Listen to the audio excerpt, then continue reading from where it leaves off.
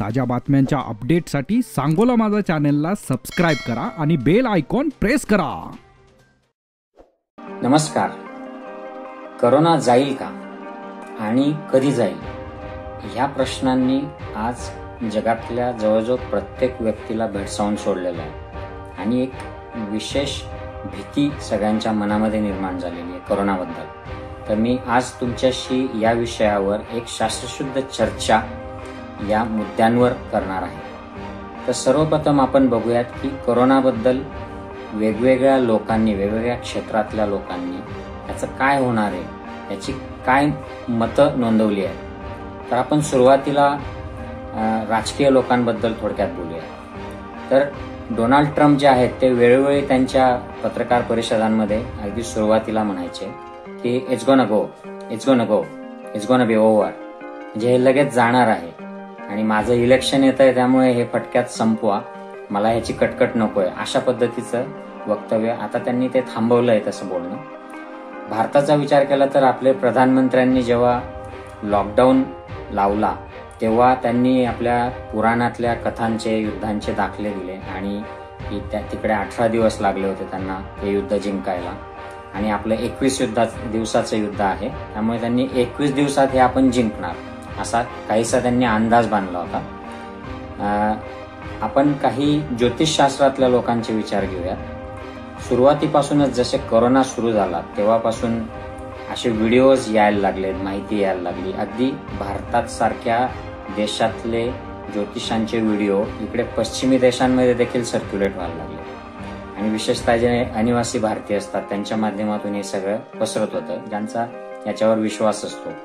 काही एखाद्या लहान मुलाने सांगितलं की नोव्हेंबर 2019 ते एप्रिल 2020 या काळामध्ये कोरोना राहणार आणि या काळामध्ये अनेक गोष्टी होणार, भारत पाकिस्तान युद्ध होणार। काही एक आपले अहमदाबादचे एक आजोबा नामांकित ज्योतिषशास्त्रज्ञ ते नुकतेच वारले, त्यांनी मे मध्ये हे सगळं संपणार असं भाकीत केलं होतं। मला एका डॉक्टरांनी व्हिडिओ फॉरवर्ड केला होता, इंग्रजी फाडफाड शुद्ध इंग्लिश मधून बोलणारे एक ज्योतिषी, त्यांनी सांगितलं होतं की काहीतरी एप्रिल मधली त्यांनी तारीख दिली होती की त्या दिवशी शनी आणि कुठल्या ग्रहांचा असा योग जुळणार आणि कोरोना संपूर्ण जगातून नाहीसा होणार। तर अजूनही काही ज्योतिषी दावा करतायत, यातल्या कुणाच्या तरी एकाच्या भविष्यवाणीशी ते मॅच होईल आणि कधीतरी कोरोनाची समस्या ही कमी होईल किंवा संपेल, ते आपण बघूया। WHO जी आहे, जागतिक आरोग्य संघटना, त्यांचं मत वेगळं आहे। त्यांनी सुरुवातीलाच म्हणायला सुरुवात केली की हा व्हायरस कदाचित कधीच जाणार नाही आणि हा समाजामध्ये राहील। म्हणजे याचा अर्थ कोरोनाची सध्याची जी पॅन्डेमिकची सिच्युएशन आहे ती कायमस्वरूपी राहील असं नाही, फक्त व्हायरस राहील, जसा इन्फ्लुएन्झाचा व्हायरस राहिला आहे आणि इतर TB, HIV हे सगळे बॅक्टेरिया, व्हायरसेस आता अजूनही समाजात आहेत, तर तसा हा व्हायरस राहील। आणि व्हॅक्सिन बद्दल पण त्यांनी काहीसं तसंच भाकीत केलं की कदाचित याला खूप वेळ लागू शकतो किंवा व्हॅक्सिन कदाचित होणारही नाही निर्माण, अशी त्यांनी भीती व्यक्त केली।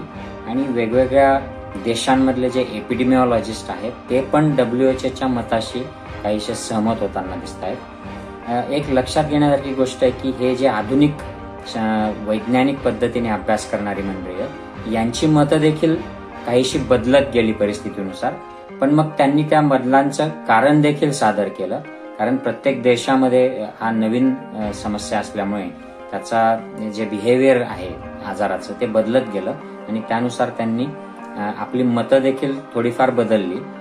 पण ओव्हरऑल त्यांनी ज्या पद्धतीने भाकीत केले त्या पद्धतीनेच मार्गक्रमण कोरोनाचं सुरू आहे। तर ही झाली भाकीत कोरोना संदर्भातली। आता कोरोनाचं प्रत्यक्ष समस्या काय आहे, कोरोना सिच्युएशन काय आहे, तर हा आपल्याला माहित आहे की चायनामध्ये त्याचा उगम झाला। पूर्वी पण काही व्हायरसेस चायनामध्ये उगम झालेले आहेत, काही पश्चिमी देशांमध्ये झाले, काही एशियामध्ये झाले। तर हा कुठे उगम पावेल याचा काही कुठला नियम नसतो। तर हा प्राण्यांमधून मनुष्याला आला आणि मग माणसातून तो पसरत गेला आणि तो ऑक्टोबर-नोव्हेंबर पासूनच तिकडे सुरुवात झाली असणार आहे, कारण डिसेंबरमध्ये त्यांच्याकडे एपिडेमिक सारखी सिच्युएशन झाली। आता नवीन एक माहिती येते की त्या माहितीनुसार हा कदाचित त्याच्या आधी याची सुरुवात झाली असणार आहे। तर हा संशोधनाचा भाग आहे. याच्यावर लोक वाद आणि राजकारण करतायत, पण हा प्रत्यक्षात संशोधनाचा भाग आहे. तर तो त्यावेळेला तिथे त्याचं एपिडेमिक झालं चायनामध्ये, पण आता मात्र ते पॅन्डेमिक झालंय. एपिडेमिक म्हणजे एखाद्या विशिष्ट भूभागात खूप जास्त केसेस होणे. पॅन्डेमिक म्हणजे संपूर्ण जगातल्या काही देशांमध्ये किंवा अनेक देशांमध्ये त्याचा प्रसार होणे म्हणजे पॅन्डेमिक. आणि काही आजार असे असतात की ते एपिडेमिक पॅन्डेमिक जाऊनही त्याचा एक प्रसार सुरूच राहतो समाजात त्या भूभागात.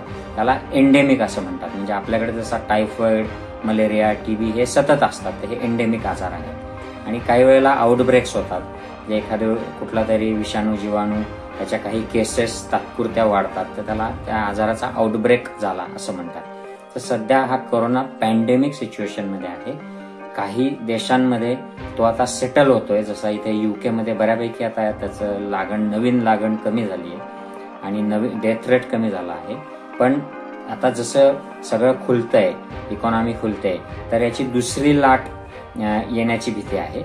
अशी खूप सिग्निफिकंट दुसरी लाट अजून कुठल्या देशांमध्ये आलेली नाही, ते आता वेळच सांगेल. पण भारताचा विचार केला तर भारतात अजून पहिली लाटच जोरात सुरू आहे. त्यामुळे दुसरी लाट वगैरे हे कदाचित या लाटा सगळ्या एकमेकाशी मिक्स होऊन येतील की काय, किंवा आताच आपल्याला हे सगळं सांगणं मुश्किल आहे. तर या सगळ्या परिस्थितीमध्ये अर्थव्यवस्था कोलमडली आहे, गरीब मध्यमवर्गीयांचे हाल सुरू झाले आहेत आणि सगळीच अनिश्चितता आलेली आहे. आणि ही अनिश्चितता पहिल्यांदाच आली आहे का जगात, आणि हा असा पहिलाच आजार आहे का कोरोना की ज्यामुळे असं झालंय. तर तुमच्या माझ्यासारख्या काही ज्या गेल्या 50 वर्षात जे जन्मलेले आहेत, इव्हन 100 वर्षात जे जन्मलेले आहेत, त्यांच्यासाठी पहिल्यांदाच एवढ्या मोठ्या प्रमाणावर झाले. पण हे जगाच्या इतिहासामध्ये पूर्वी खूप वेळा झाले. जवळजवळ दर 100 वर्षांनी 200 वर्षांनी अशा प्रकारचे पॅन्डेमिक येतात आणि त्यात मोठ्या प्रमाणावर जीवितहानी होते आणि खूप मोठ्या प्रमाणावर अर्थकारण ठप्प होतं. तर याच्या आधी स्पॅनिश फ्लू झाला होता मागच्या शतकाच्या सुरुवातीला. प्लेग खूप मोठ्या प्रमाणावर अस्तित्वात होता आणि प्लेग युरोपमध्ये एकेकाळी जवळजवळ 14व्या-15व्या शतकामध्ये अर्ध पॉप्युलेशन या प्लेगने खाल्लं होतं आणि त्यानंतरही तो सुरू राहिला. त्याचं व्हॅक्सिन संदर्भात काही दशक अभ्यास होत राहिला, त्याच्यावर उपचार काय करता येईल, आणि मग शेवटी आपल्याला या शतकात म्हणजे गेल्या शतकात शेवटी त्याच्यावर आपल्याला विजय मिळवता आला. आणि खूप दशक याच्या उपचारावर आणि व्हॅक्सिनवर शास्त्रज्ञांनी प्रयत्न केले. पण हा शेवटी गेला कशाने, तर ह्या व्हायरसमध्ये नैसर्गिकरित्या काही बदल झाले आणि मग तो हळूहळू निष्क्रिय होत गेला आणि मानवाचंही जीवनमान उंचावलं. त्यामुळे त्याचा प्रसार कमी झाला, जागरूकता वाढली. स्मॉल पॉक्स म्हणजे देवीचं सुद्धा असंच झालं. या देवीने असे चेहऱ्यावर डाग यायचे, म्हणजे आमच्या पिढीच्या आदल्या पिढीला असे बरेच लोक असे दिसून येतात की त्यांच्या चेहऱ्यावर देवीचे डाग झाले. याचा देखील काही शतक प्रसार सुरू होता आणि त्याच्याने अनेक वेळेला लोक मरायचे देखील. आणि याचा व्हॅक्सिनचा शोध फार चमत्कारिकरित्या लागलाय.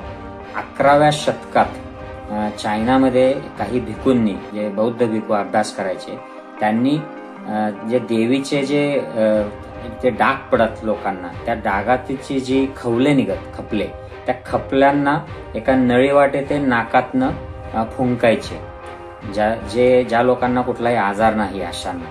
आणि त्यामुळे त्यांना ते व्हायरसची कमी प्रमाणात लागण व्हायची आणि मग त्यांना पुढे देवीचा आजार व्हायचा नाही. तर असं ते व्हॅक्सिन त्यांनी त्यावेळेला सुरू केलेलं होतं. मग पुढे याचं प्रत्यक्ष व्हॅक्सिन झालं. स्मॉल पॉक्स आणि काऊपॉक्स या आजारांमध्ये जे साम्य होतं, म्हणजे ज्यांना काऊपॉक्स व्हायचा त्यांना स्मॉल पॉक्स व्हायचा नाही, म्हणजे देवीची लागण व्हायची नाही. म्हणून त्याच्यावरून त्या काऊपॉक्सचं इन्फेक्शन लोकांना द्यायची प्रथा सुरू झाली आणि त्याचं व्हॅक्सिन आलं आणि मग हा देवीचा आजार देखील मला वाटतं 1970च्या दशकात शेवटी हा नाहीसा झाला. आणि लुई पाश्चर नावाचे जे शास्त्रज्ञ आहेत, त्यांना फादर ऑफ इम्युनॉलॉजी म्हणतात, त्यांचं याच्यामध्ये खूप मोठं काम होतं. तर हा स्मॉल पॉक्स होता. पोलिओ आतापर्यंत पोलिओ होता, म्हणजे अगदी 2014ला भारतातनं पोलिओ इरॅडिकेट झाल्याचं डिक्लेअर केलं. अजूनही जगात 2-3 देशांमध्ये पोलिओ आहे. आपले जे भाऊ आहेत आणि शेजारी मित्र राष्ट्र आहेत, पाकिस्तान, अफगाणिस्तान, मला वाटतं नायजेरियामध्ये पण अजून आहे. इथे थोड्या प्रमाणात पोलिओ अजून उरलेला आहे. बाकी सगळीकडे तो गेला आहे आणि याचं श्रेय व्हॅक्सिनला आहे. आणि त्या व्हॅक्सिनचं सुद्धा डेव्हलपमेंट हे कित्येक दशकांनंतर ते व्हॅक्सिन मिळालं होतं. अमेरिकेमध्ये याचा साथी सुरू झाल्या, त्यामुळे त्यांच्याकडे संशोधन सुरू झालं. युरोपमध्ये आणि अमेरिकेत आयर्न लंग नावाचा एक संकल्पना इथे सुरू झाली होती. म्हणजे पोलिओमुळे जो पॅरालिसिस व्हायचा, त्यांना श्वास घेता यायचा नाही, तर त्यांनी लोखंडाच्या पेट्यांमध्ये या लोकांना ठेवलं आणि मग त्याच्यात पॉझिटिव्ह निगेटिव्ह प्रेशर देऊन या लोकांची छाती फुगवायची आणि सोडायची आणि मग त्यांना जिवंत ठेवायचं आणि अशा पद्धतीने लोक वाचवले होते त्यावेळेला 1920s मध्ये. तर हा पोलिओ पण आता लसीमुळे गेलेला आहे. याचा प्रसार जवळजवळ थांबलेला आहे बहुतांश जगातून. त्यानंतर HIV हा काही दशकांपासून आहे, पण याच्यावर व्हायरसचा हा असा प्रकार आहे की हा सतत बदलत राहतो आणि त्यामुळे त्याच्यावर व्हॅक्सिन काढणं अजूनही 4 दशकं झाली तरी शक्य झालेलं नाही. TB मध्ये व्हॅक्सिन आहे BCG, परंतु तरी तर खूप प्रभावी ते व्हॅक्सिन नाही. मलेरियामध्ये प्रभावी व्हॅक्सिन नाही. हे काही शतकांपासूनचे मानवाला माहीत असलेले आजार आहेत. टायफॉइडमध्ये अजून प्रभावी व्हॅक्सिन नाहीये, जे आहे ते खूप प्रभावी नाहीये. तर हे आजार आणि या आजारांचे जेव्हा आउटब्रेक्स झाले, प्लेग, आपल्याला बॉम्बे प्लेग म्हणून माहिती आहे, मागच्या 125 वर्षापूर्वी, ज्यात सावित्रीबाई फुले त्या दगावल्या सेवा देताना. तर याच्यात मोठ्या संख्येने लोक पूर्वी देखील दगावले आणि त्यात लोक घाबरले. त्यावेळेचे शासन, राजे हे घाबरले आणि तशीच परिस्थिती आता कोरोनामध्ये आलेली आहे. आणि आता फक्त याला 6-8च महिने झालेले आहेत, पण आपल्याला आता आपण स्वतः ते फेस करत असल्यामुळे आपल्याला वाटतं की अरे ही काय परिस्थिती आली, ही कधी जाईल. तर 6-8च महिने झालेले आहेत आणि आपल्याकडे भरपूर यंत्रणा उपलब्ध आहे, भरपूर माहिती उपलब्ध आहे, त्यामुळे आपण बऱ्यापैकी चांगल्या सिच्युएशनमध्ये आहोत. तर आता या समस्येकडे आपण बघूयात, करंटली आपण कुठल्या अवस्थेमध्ये आहोत. तर हा पसरतो आहे भारतात, तो अजून पसरणार आहे. पुढचे कदाचित तो काही महिने भारतात पसरेल, कारण भारत हा छोट्या छोट्या राज्यांचा बनलेला आहे आणि हे एक राज्य हे युरोपातल्या देशांच्या लोकसंख्येपेक्षा जास्त या राज्यांमधली लोकसंख्या आहे. मध्य प्रदेश, उत्तर प्रदेश, महाराष्ट्र इथली लोकसंख्या ही अनेक देशांपेक्षा जास्त आहे. त्यामुळे हे प्रत्येक राज्य एका देशासारखं ऍक्ट होईल. आता महाराष्ट्र, गुजरात, तामिळनाडू इथे खूप, दिल्ली इथे खूप पसरला आहे कोरोना. तो आता हळूहळू इतर ठिकाणी नंतर तो डोकं वर काढेल. उदाहरणार्थ आता हे मजूर गेले उत्तर प्रदेशात, बिहारमध्ये, पश्चिम बंगाल, ओरिसा, इकडच्या त्या मजुरांच्या मार्फत तो तिकडे गेलाय, तर तिकडे आता तो काही आठवड्यांनी तिकडे वाढणार. तर हा असा पसरतोय. लोक सगळीकडेच संकटात आहेत आणि याच्यावर लॉकडाऊन भारतात सुरू झाला तसा तो अनेक ठिकाणी जगात लॉकडाऊन केला गेला. पण लॉकडाऊन हा रामबाण उपाय आहे का त्याच्यावरचा? तर नाही. लॉकडाऊन हा अनेक ज्या गोष्टी केल्या जातात त्यातली फक्त एक गोष्ट आहे आणि ती काही देशांनी तर ती केली पण नाहीये. आणि त्यांच्याकडे काय खूप सगळेचे सगळे लोक मेलेत किंवा इतरांपेक्षा खूप जास्त मेलेत असं पण नाही आढळून आलंय. काही देशांनी तर शाळा देखील बंद केल्या नाहीत आणि काही असे देश आहेत की त्यांनी लगेचच शाळा सुरू केल्या आणि त्यांना कंट्रोल आल्यामुळे त्यांनी लगेच त्यांच्या इकॉनॉमी वगैरे सगळं ओपन पण केलंय. पण आपल्याकडे लॉकडाऊनला एक असा रामबाण उपाय म्हणून बघितलं गेलं. एस्पेशली जे शासनातले लोक आहेत त्यांनी लॉकडाऊन डिक्लेअर केला आणि बसून राहिले आणि आपलं काम संपलं, आता तुम्ही तुमचं बघा, अशा पद्धतीचा एक ॲटिट्यूड आपल्याकडे दिसून आला. पण वेगवेगळ्या देशांमध्ये जे लॉकडाऊन झाले त्यात काही देशांनी कर्फ्यू लावला पण त्याच्यामध्ये फॅसिलिटी दिली लोकांना. म्हणजे उदाहरणार्थ वुहानमध्ये लोकांना खायला प्यायला रेग्युलर वाटलं गेलं, त्यामुळे त्यांनी कर्फ्यू लावला तरी त्यांच्याकडे सगळी सुव्यवस्था होती. काही लोकांनी कर्फ्यू नाही लावला पण एक लोकांना मोकळीक दिली की तुम्ही या कामांसाठी बाहेर जाऊ शकता. आपल्याकडे कर्फ्यू लावला गेला परंतु जे गरजू लोक आहेत त्यांना कुठलीच फारशी मदत केली गेली नाही आणि तसं अनियंत्रित झालं. उलट त्यामुळे कोरोनाचा प्रसार जास्त झाला असं माझं मत आहे. मी या विषयावर अजून एक वेगळा व्हिडिओ बनवणार आहे की लॉकडाऊनमुळे काय फायदे आणि काय तोटे झाले. तर कोरोनाच्या या लॉकडाऊनच्या मिसमॅनेजमेंटमुळे हा कोरोना उलट इतर राज्यांमध्ये पसरला आहे आणि स्थानिक पातळीवर पण लोक एका ठिकाणी कोंबले गेल्यामुळे देखील त्याचा प्रसार वाढला. तर हे असं लॉकडाऊन हा फक्त एक फॅक्टर आहे. या काळामध्ये यंत्रणा उभी करणे, लोकांना सुविधा पोहोचवणे, लोकांची ने-आण इकडची तिकडे करणे, या प्रकारची कामं झाली पाहिजे. आता ती आपल्या देशात किती झाली हा वेगळा विषय मी घेणार आहे. आणि यासोबतच सरकारने संशोधन सुरू ठेवलं पाहिजे. म्हणजे लोकांना मदत करणे, त्यांना पैसे देणे, जे गरजू आहेत त्यांना डायरेक्ट मदत करणे पैशांची. यासोबतच संशोधन, वॅक्सिन, औषधं याच्यावर संशोधन सुरू राहिलं पाहिजे. तर भारतात हे थोडाफार प्रमाणामध्ये चाललं आहे. जगात औषधाची काय अवस्था आहे ती बघूया. तर आतापर्यंत क्लोरोक्विन, डॉक्सिसायक्लिन, अझिथ्रोमायसिन अशा अनेक प्रकारच्या औषधं ट्राय केले गेलेत, अँटीव्हायरल, अँटीबायोटिक्स. तर यातला एक रेमडेसिवीर नावाच्या औषधाला थोडंफार यश मिळालंय आणि काही देशांमध्ये याला आता मान्यता मिळाली आहे. महाराष्ट्र सरकारने देखील या ऑर्डर करायचा प्रयत्न केला, पण त्यात आता राजकारण सुरू झालंय. त्याला केंद्राने नाही सांगितलं. म्हणजे जो एकमेव ड्रग असा आहे की ज्याच्याबद्दल थोडेफार लोक वाचण्याचे डेफिनेट पुरावे आहेत, त्याला देखील आता आपल्या देशामध्ये राजकारण सुरू झालंय. तर असो, या औषधांसोबतच general supportive care, critical care, ICU लागलं तर त्यातलं व्हेंटिलेशन, किडनी फेल झाली तर त्याच्यासाठी डायलिसिस, हा सगळा सपोर्ट देखील या पेशंट्सला लागतो.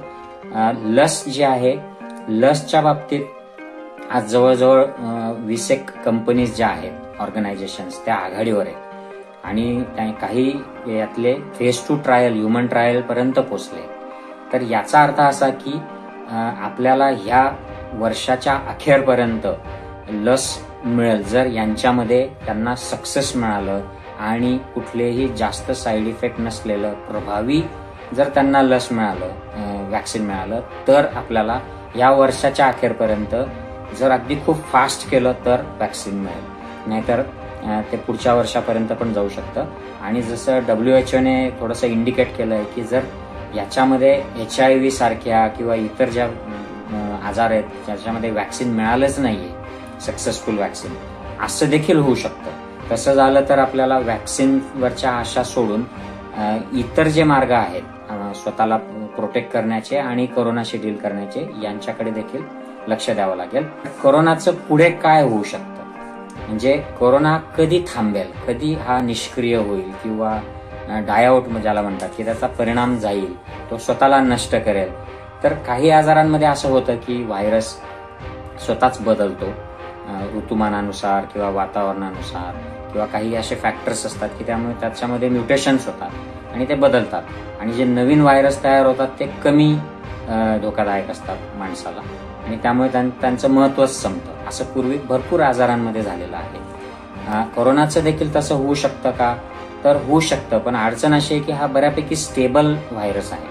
त्यामुळे असा बदल झाला तर तो कधी होईल हे सांगता येत नाही आणि तो होईलच का हे देखील सांगता येत नाही. कारण इन्फ्लुएन्झा वगैरे हे जे व्हायरस आहेत ते दरवर्षी नव्याने येतात आणि जे तरुण जे सशक्त लोक आहेत त्यांना साधी सर्दी करतात, पण इतर जे आहेत ऍट-रिस्क लोक त्यांच्यामध्ये जीवघेणा ते आजार करू शकतात आणि दरवर्षी लोक त्याने मरतात, लहान मुलं मरतात.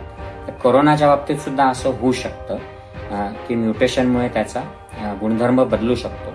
दुसरं जे आहे औषध, प्रभावी औषध निघणं, यासाठी आपल्याला प्रयोग करत राहावे लागणार आहे, लससाठी प्रयत्न करत राहावे लागणार आहेत. आणि अजून एक जो मार्ग आहे हर्ड इम्युनिटी, म्हणजे ज्या वेळेला 60-70% जनता ही कोरोनाची लागण होऊन त्याच्या प्रति प्रतिकारशक्ती डेव्हलप करेल, म्हणजे हा सगळा कळप 60-70% कळपामधल्या लोकांना ही इम्युनिटी येईल, तेव्हा इतर जे लोक आहेत कमजोर लोक, त्यांना इम्युनिटी आलेली नसली तरी सुद्धा ते प्रोटेक्ट होतील. कारण व्हायरस एकाकडून दुसऱ्याकडे जाणाऱ्याचं जे प्रमाण आहे, जायचं प्रमाण, ते कमी होऊन जाईल. म्हणजे हे लोक असे भिंतीसारखे त्यांना प्रोटेक्ट करतील, पण याला वेळ लागेल. आता ज्या देशांनी कुठलंच लॉकडाऊन पाळलं नाही, स्वीडन सारखे, तिकडे सुद्धा अजून 10% सुद्धा लोकांना इम्युनिटी आलेली नाही. ICMRचा जो आहे, इंडियन मेडिकल रिसर्च काउन्सिल, त्यांच्या एका रिपोर्टमध्ये मी वाचलं, त्यांचं म्हणणं आहे की ज्या ठिकाणी कंटेनमेंट एरियाज आहेत, म्हणजे भरपूर जास्त लोकांना कोरोना झाला, तिथे 15 ते 30% लोकांना लागण झाल्याची शक्यता आहे. म्हणजे हा आपण जर हिशोब घेतला तर ओव्हरऑल सगळ्या पॉप्युलेशनला 60 ते 70%, म्हणजे 50%च्या वर संक्रमण व्हायला कमीत कमी काही महिने किंवा 1-2 वर्ष तरी लागतील. त्यावेळेला हर्ड इम्युनिटी येईल आणि मग हा जो याचं जे संक्रमणची जी ताकद आहे ती नष्ट होईल. तर तोपर्यंत भरपूर लोक मरतील. त्यामुळे नुसतंच हर्ड इम्युनिटीवर अवलंबून आपल्याला चालणार नाही, पण जसा काळ लोटेल तसा हर्ड इम्युनिटी डेव्हलप होईलच. त्यामुळे आपण ती हिशोबात घेतली नाही तरी हर्ड इम्युनिटी आपल्याला कामात येईलच, परंतु फक्त त्यावर विसंबून आपल्याला चालणार नाही. आणि हर्ड इम्युनिटीला जे तरुण सशक्त लोक आहेत तेच बाहेर पडून त्यांना प्रतिकारशक्ती आधी डेव्हलप व्हावी लागेल आणि त्यांना झाल्यावर मग ते ॲट-रिस्क जे लोक आहेत, वयस्क आहेत, आजार असलेले, त्यांचं प्रोटेक्शन करतील. तर हा मुद्दा महत्वाचा आहे. तर हे सगळं झाल्यावर मग कोरोना शांत होईल, निष्क्रिय होईल किंवा साध्या सर्दीसारखा होईल. पण तरी शक्यता अशी आहे की हा अधूनमधून ॲट-रिस्क लोकांना लागण करेल आणि त्यातून त्यांचा मृत्यू होत राहील, असं सध्याचं जे विज्ञान आहे ते आपल्याला सांगतंय. मग याच्यामध्ये भारताचं काय एक पोझिशन आहे. आपल्या देशामध्ये एक जमेची बाजू अशी आहे याच्यात की आपण आता सध्या जरी आपल्या 2.5-3 लाखाचा कोरोना पॉझिटिव्हचा आकडा असला तरी प्रत्यक्षात हा आकडा खूप मोठा आहे. म्हणजे आपल्याच देशातलं एक सायंटिस्ट लोकांचा एक प्लॅटफॉर्म आहे, त्यावर त्यांनी असं सांगितलंय की आपल्या ऍक्च्युअल केसेस ह्या 20 पटीने अधिक आहेत. म्हणजे जवळजवळ आज 50 लाख लोकांना कोरोनाचं संक्रमण ऑलरेडी झालेलं आहे भारतात. पण आपला आकडा जो आहे तो फक्त 2.5 ते 3 लाखाचाच दिसतोय, कारण बऱ्याच ठिकाणी टेस्ट केल्या जात नाहीये. हे सरकारचा कदाचित त्याच्यामध्ये वेगळा उद्देश असेल, किंवा जिथे टेस्ट होतही असतील तिथे लोक पुढे येत नाहीयेत. म्हणजे काही लक्षणं आले, शंका आले तरी घाबरून मागेच राहत आहे. आणि तिसरं म्हणजे भरपूर मोठ्या प्रमाणावर लोक असे आहेत की त्यांना कळतच नाहीत लक्षणं, कारण ते लक्षणं नसलेलं संक्रमण त्यांना होते. त्यामुळे हा आकडा प्रत्यक्षात खूप मोठा आहे. त्यामुळे आपल्या आजूबाजूला खूप लोकांना कोरोनाची लागण पूर्वी होऊन गेली, ऑलरेडी होऊन गेली किंवा आता झालेली आहे, पण ते त्यांनाही माहित नाही आणि आपल्यालाही माहित नाही. त्यामुळे हा जो प्रकार आहे तो आपल्याला नीट लक्षात घेतला पाहिजे.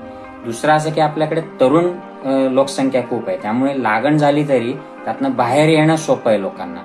ओव्हरऑल भारतामध्ये मृत्यूचं प्रमाण हे कमी दिसतंय, कारण आपण तरुण लोकांचा देश आहोत.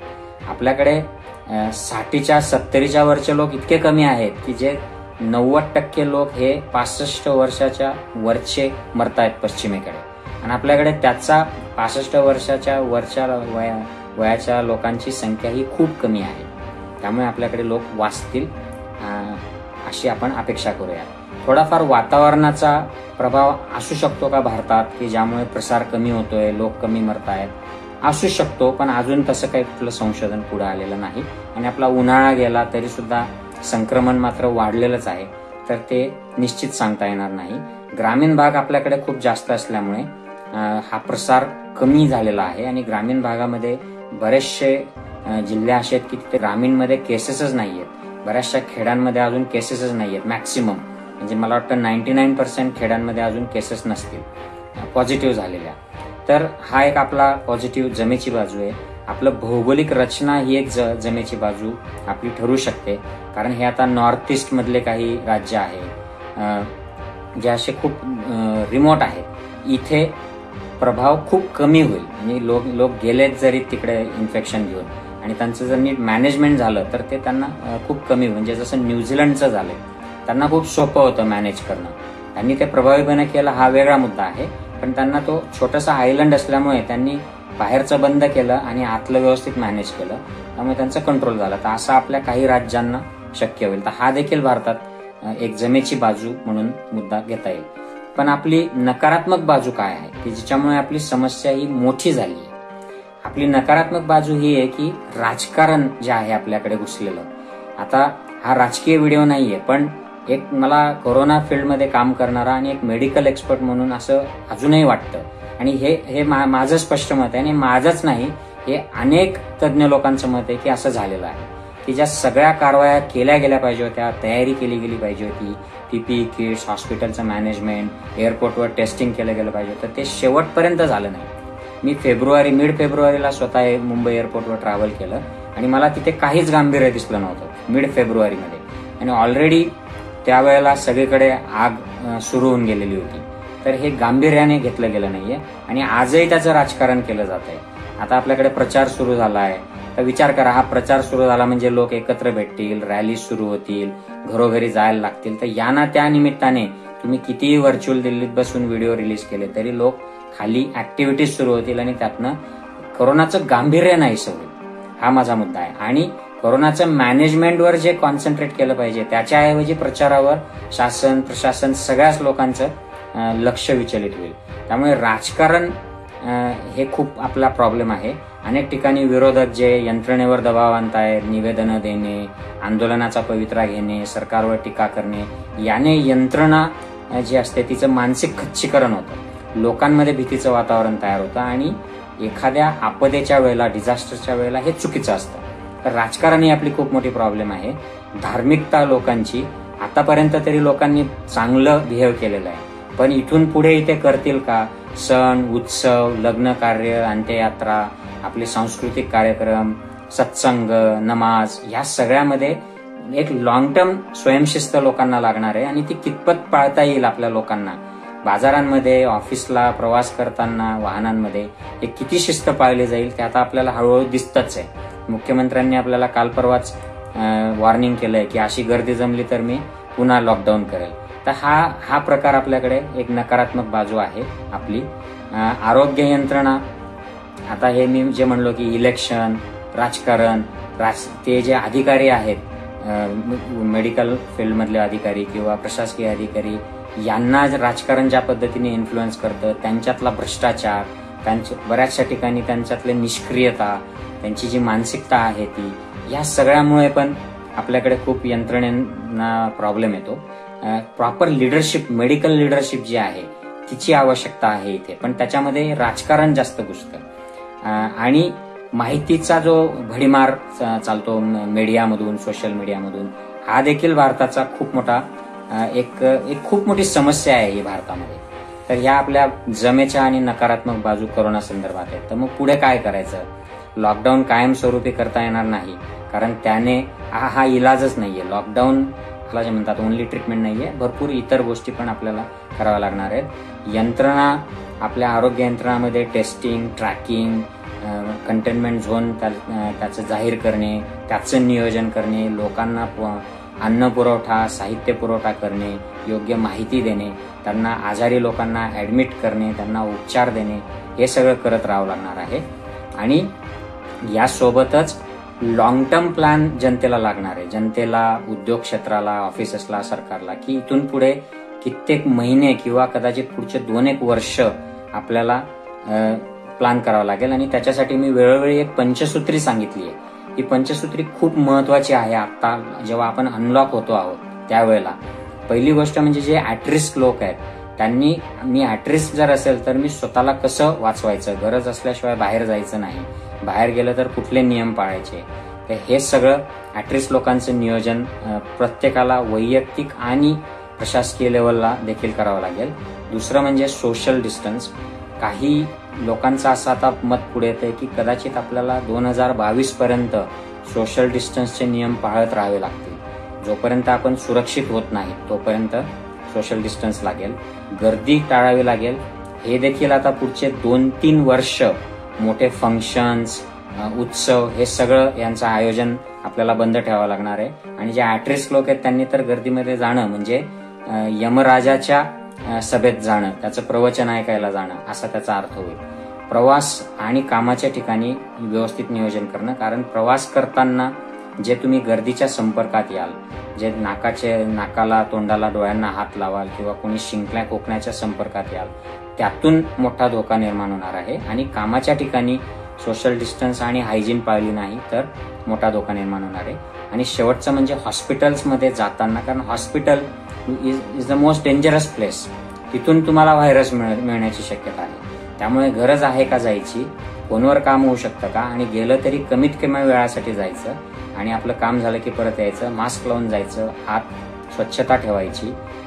अशा पद्धतीचं सगळं नियोजन आपल्याला हॉस्पिटलला जाताना देखील करावं लागणार आहे. आणि हॉस्पिटलमधल्या लोकांना देखील कोरोना आणि गैर कोरोना असं आता लॉंग टर्म नियोजन करावं लागणार आहे, की कोरोना आहे म्हणून गैर कोरोनाचा दुर्लक्ष करायचं किंवा आता आम्ही दवाखाने सुरूच करणार नाहीत आणि फोनवरनच करू, यातून हॉस्पिटल्सला देखील आता सावरावं लागणार आहे. आणि गैर कोरोनाचे जे लोक मरतायत सेवा न मिळाल्याने रोज लोक मरत आहेत, की जे वाचवू शकलो असतो आपण, त्यांना वाचवण्यासाठी आता डॉक्टरांनी आणि हॉस्पिटल्सने पुढे यावं लागणार आहे.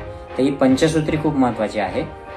हा प्रवास लांबचा असू शकतो, त्यामुळे सगळ्यांनी धीर ठेवायचा आणि नियम पाळायचे, काळजी घ्यायची, काळजी करायची नाही.